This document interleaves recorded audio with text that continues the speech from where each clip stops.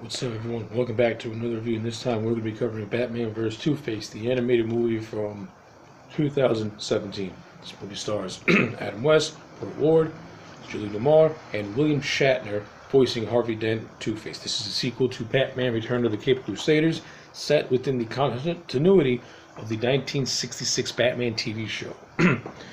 My overall general impression of Batman vs. Two-Face, I love this movie. I think this is a great movie. It has that same style and aesthetic from the 60s show, and also has that same style and aesthetic from the Cape Crusaders animated movie, which I also really enjoyed.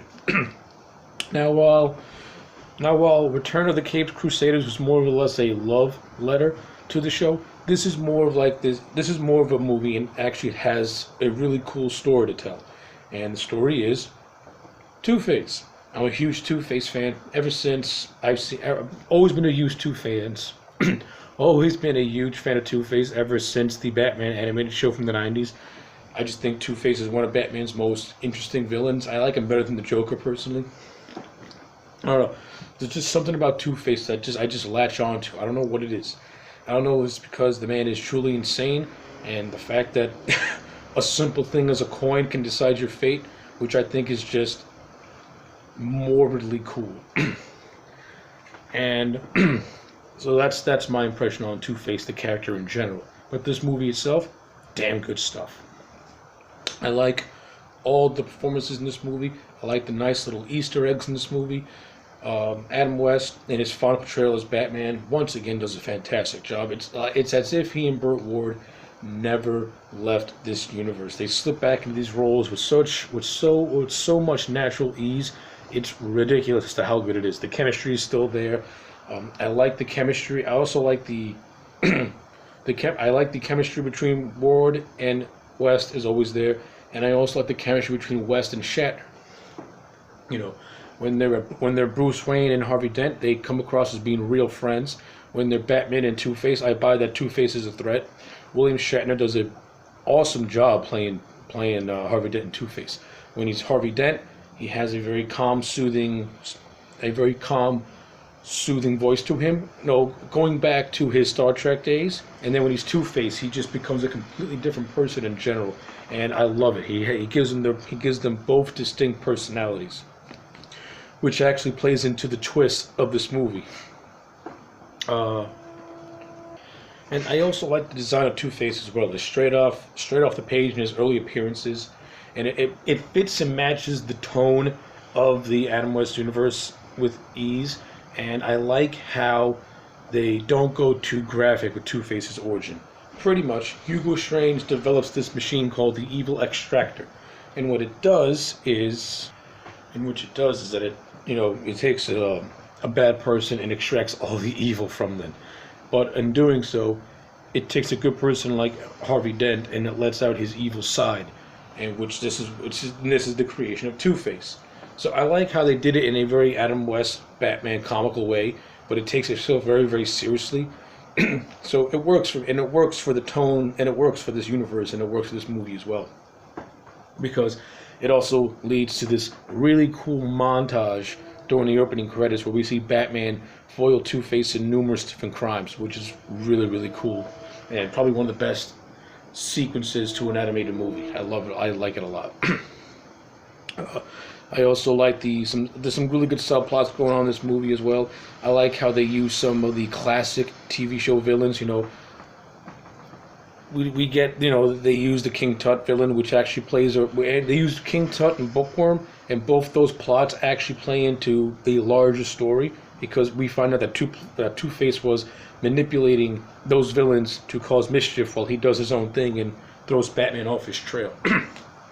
So I like it, and I like seeing them bring out, dust off those classic Adam West villains, like a King Tut or a Bookworm, those original villains. It helps further cement the fact that this is the Adam West universe. This isn't the mainline animated movie universe. This is the Adam West verse, and I think it does that pretty cool. A lot of the voice acting from the supporting cast is great too. And also some classic villains do make appearances. We do get Penguin, we do get Joker. We do get the Riddler. Like I said, we get Catwoman, and I like her whole. I like the the continuing budding romance between her and Bruce, and I also like how there's this other character called Lucille Diamond, who was played by Lee Merriweather, and I like how Catwoman tricks her by putting her in the cat suit and lock her up in jail. And then for fans like me who love the Adam West movie, the 1966 Batman movie, seeing Lee Merriweather in animated form with the Catwoman costume again is pretty cool, and the movie acknowledges that, and that movement is awesome. I loved it. That's so cool. Yeah, this is just a fun movie. I love it a lot. There are some things that, I would have done differently. Like the whole concept of Robin, now when Two-Face's plot goes into full motion, he uses the evil extractor to let out everyone in Gotham's evil side. And the main ones affected are Chief O'Hara and Robin, and they didn't really use it to its full potential, because I would have done Robin, and I would have done maybe a Commissioner Gordon or an Alfred, just so that and then I would have had Two-Face use them to work for him to try and fight off Batman. And I think that would have been more of an emotional punch for Batman if he had to, he has to save three of his closest allies. He's got to save Robin, who is like his son. He's got to save Jim Gordon, one of his best allies, and he has to save his best friend, Harvey Dent. And I think if they would have woven that into the story, it would have been so much better. Instead, we get a glimpse of the rivalry with Robin, but it doesn't really go. But it's ended. It ends faster than it starts. And the Chief O'Hara infected Two-Face goes absolutely nowhere. So yeah, look, I do got some minor criticisms here and there, but the story is so tightly written and so tightly paced, and the action in this movie it's a really well animated movie. Again, same aesthetic from the Turn of the Crusaders. It still keeps that 1960s aesthetic, and it looks great in animation. And everyone in the cast sounds like they're having a good time with the material. And Adam West, like I said, this was his final movie, and it's the perfect send-off for Adam West. The last thing he does was what made him famous, and that's being Batman. And it's actually really cool. He had a chance to do Batman one more time before passing away from leukemia. So yeah, those are my scatterbrained thoughts over Batman vs. Harvey Dent. There was a lot more I wanted to get into, but I just wanted to give you this broad strokes review. At the end of the day, this movie to me is a solid 9 out of 10. Fix the stuff with Evil Robin, and a couple other things here and there, and this would have been a perfect movie. But overall, yep, 9 out of 10. This movie's still a lot of fun. I highly recommend it. If you like 1960s Batman, you owe it to yourself to watch this movie, because it's that damn good. It's really fun, and it's really cool to see this in animation. Anyway, so if you have seen this movie, let me know in the comment sections below. If you have not seen this movie, let me know in the comment sections below after you watch it, because it's highly recommended that you do. Anyway, I also want to say, may Adam West rest in peace.